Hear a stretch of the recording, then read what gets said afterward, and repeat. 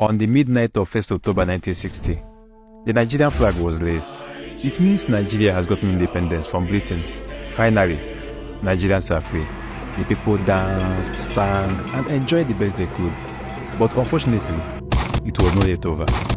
In handing over the documents to the Federal Prime Minister, Alhaji Sir Abubakar Tafawa Balewa, Her Royal Highness handed over sovereignty to a new nation.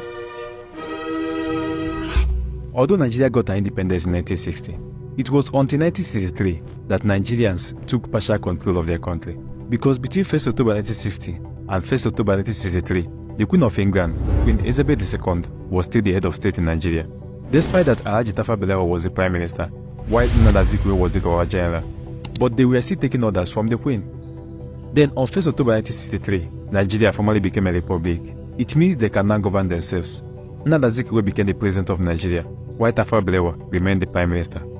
But suddenly, in January 1966, a military coup was conducted in Nigeria, organized by Chukwumaka Nnazogu and the other young army officers. This coup happens to be the first in Nigeria and the heaviest in record, as it saw the death of many great Nigerians: the Prime Minister, Alhaji Tafawa Balewa, the Premier of Northern Region, Sir Ahmadu Bello, Chief Samuel Akintola, and 19 others, including senior army officers and politicians. Then the military took over, and Major General Agui Ironsi became the head of state. But by 29th July 1966, barely 6 months in power, Ironsi was assassinated while on a visit to Ibadan. He was killed alongside Lieutenant Colonel Francis Adekunle Fajuyi, the then military governor of Western Region, who insisted that Ironsi should not be killed under his watch.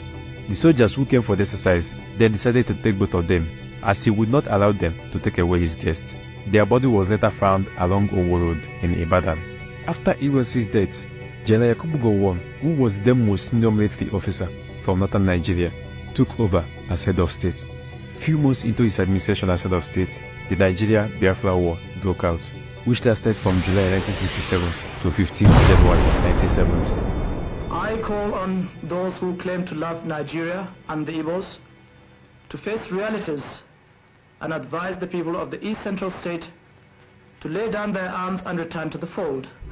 After the war, General Yakubu Gowon was still the head of state until 29 July 1975, when General Murtala Muhammed overthrew his administration and became the head of state, with General Olusegun Obasanjo as his second in command.